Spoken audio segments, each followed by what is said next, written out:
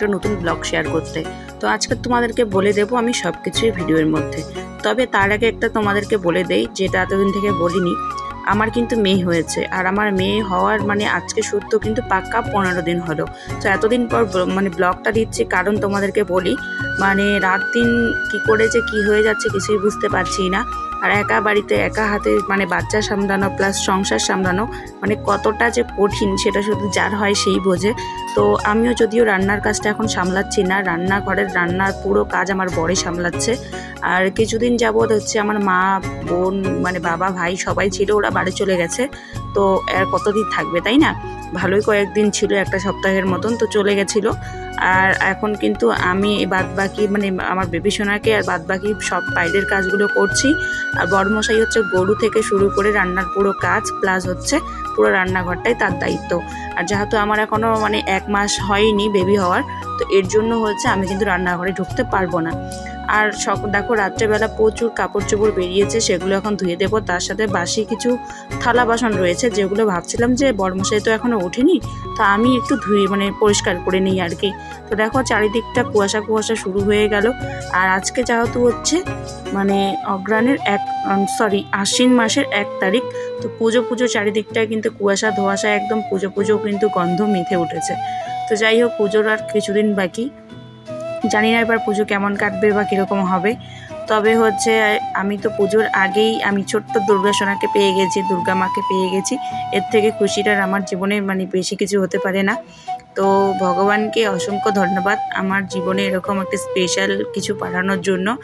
মানে জানি না এসব বলাগুলো ঠিক হবে কি না, তবে না বলে পারছি না। তো অনেক কাপড় চোপড় বেরিয়েছে। আগে তো সকালে উঠে ঝাড়ুটা নিতাম বা নিজের কাপড় চোপড় দেখাতাম তোমাদেরকে, মানে মেলে দেওয়াটা। তো এখন কিন্তু আর সেটা হচ্ছে না। এখন আমার কিন্তু সোনামার কাপড় চোপড় সকালবেলা, এটাই আমার কাজ। আর এখন একটুখানি ঘুমিয়েছে, সারা রাত তো কোলের মধ্যেই থেকেছিল। আর একটুও মানে বিছানায় শুয়ে থাকে না, শুয়ে থাকলে ওর মানে চিল্লা চেঁচামেচি শুরু হয়ে যায়। যদিও সেরকম কান্নাকাটি করে না। তো ওর বাবার কাছে দিয়েছিলাম, দিয়ে আমি কিন্তু সকালে টুকিটাকি একটু কাজগুলো করে নিচ্ছি। আর যেহেতু হচ্ছে হাসপাতালে আমার বেবিসোনা হওয়ার পর থেকেই মানে বেবিসোনাকে আমাকে বেটে দেওয়ার পর থেকেই কিন্তু আমাকে নিজেই ওঠা চলা, হাঁটাহাঁটি, বেবিসোনাকে খাওয়ানো সব কিছু নিজেই করতে হয়েছে। কেউ কিন্তু আমার গিয়ে হাতটাও তখন আর ধরেনি ওই সময়। তো যাই হোক, যতই কষ্ট যাই হোক না কেন, যখন সন্তানের মুখটা দেখতে পাই বা দেখেছিলাম আমি, বা প্রত্যেক মারে এরকম হয়, তখন কিন্তু সব কষ্ট আমরা ভুলে যাই, তাই না? এটা প্রত্যেক মারে কিন্তু সন্তানের মুখের দিকে একবার তাকালে সব কষ্ট দূর হয়ে যায়। এর থেকে সুখের আর বেশি কি হতে পারে।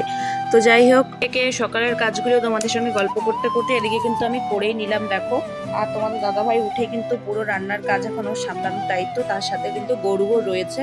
তো আগে আমার কিন্তু এখন আর গরু টরু নাড়া যাবে না, রান্নাঘরেও ঢোকা যাবে না, তাই আমি রান্নাঘরের কোনো কিছু তোমাদের সঙ্গে কিন্তু শেয়ার করতে পারবো না। আর আমরা কিন্তু 1 মাস না হলে কোনো ঠাকুরের পুজোও করতে পারবো না, প্লাস হচ্ছে ঠাকুরের সন্ধ্যাবাতি বা ঠাকুরকে জল দেওয়া কোনোটাই করতে পারবো না, তাই তোমাদের সঙ্গে এসব কিন্তু আমি আর শেয়ার করতে পারছি না। তো যাই হোক, চলে এলাম ঘরে। আর তোমাদের একটা আমি কনফিউজ সবার দূর করি, আর সবার মনে একটা সন্দেহ আছে আমি জানি টুকিটাকি, তো সেটাই এখন আমি সলভ করবো সেই প্রবলেমটা। তো বিষয় হচ্ছে, অনেকে আমাকে বলছো হোয়াটসঅ্যাপে বা ফোন করে বিভিন্ন রকমভাবে যে এই তো তোমার স্বাদ দিল, তোমার স্বাদের ভিডিও দেখতে পেলাম, তা এত তাড়াতাড়ি তোমার বেবি হয়ে গেল, এরকম একটা ব্যাপার, এরকম একটা কোশ্চেন সবার মনে। তো এটাই আমি এখন বলবো তোমাদেরকে সত্যি কথা। আমি সঠিক মাসটা কাউকেই কখনো বলিনি, মানে সেরকম বাড়ির কয়েকজন শুধু জানতো, আদার্স কিন্তু কেউ জানতো না। আর মেন বিষয় হচ্ছে মানে যেটা বলতে চাচ্ছি আমি, যে আমার 9 মাসের স্বাদ দিয়েছিল, আমার কিন্তু 7 মাসের স্বাদ আমাকে খাওয়ায়নি। কারণ তোমরা দেখেছো যে কিছুদিন মানে একটা মাস বোধহয় হলো, তো মানে কিছুদিন আগে কিন্তু আমার জেঠু মারা গেছিলো। তো এর জন্য কিন্তু ওই বাড়িতে অসুস্থ ছিল, এই কারণে কিন্তু আমার কিন্তু স্বাদটা মানে দেয়নি 7 মাসে। আর আমার যখন 7 মাস চলছিল, মানে 7 মাস ক্লোজ হয়ে গেছিলো, তখনই কিন্তু আমার জেঠু মারা গেছে। এই কারণে কিন্তু তোমাদের সঙ্গে আমি কোনো কিছুর পরে শেয়ার করতে পারিনি আমার 7 মাসের টুকিটাকি অনেক কিছুই হয়েছিল, আমি যেগুলো তোমাদের সঙ্গে কখনোই শেয়ার করিনি। আর আমার কিন্তু 9 মাসে একবারে স্বাদ দিয়েছিল।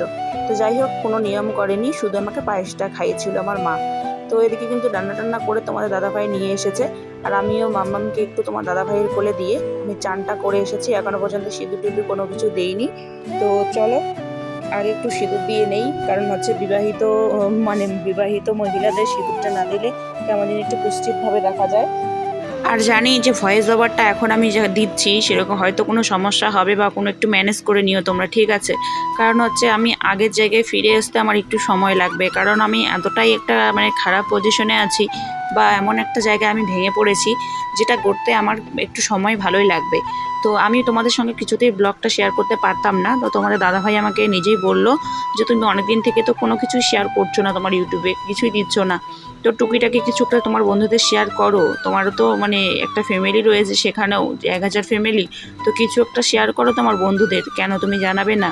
অনেক রকমভাবে বললো, এর জন্যই তোমাদের সাথে আমি শেয়ার করতে পারছি, নয় হয়তো আমি তোমাদেরকে শেয়ার করতে পারতাম না এই মুহূর্তে কোনো ভিডিও। আমার মন মেজাজ ভীষণ লেভেলের খারাপ, যেটা আমি তোমাদেরকে এখন বলে বোঝাতে পারবো না, আজ আমি কোন খারাপ পরিস্থিতির মধ্য দিয়ে যুদ্ধ করছি।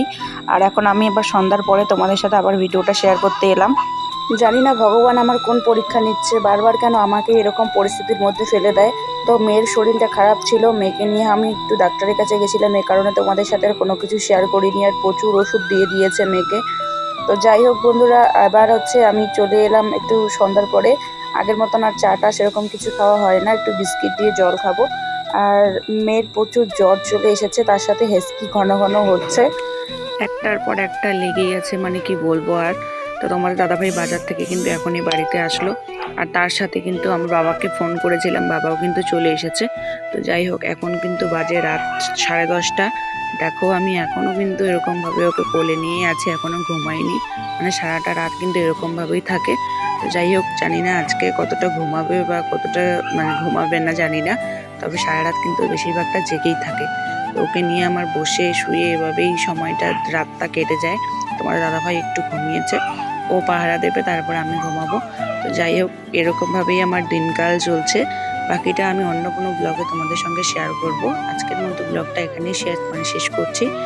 আর ভয়েস ওভারটা খুব আস্তে দিতে হচ্ছে, কারণ ও কখন উঠে পড়বে তার কোনো গ্যারান্টি নেই, আর একবার উঠলে ঘুমোতে চায় না, খুব কষ্ট করে ওকে ঘুম পাড়াতে হয়।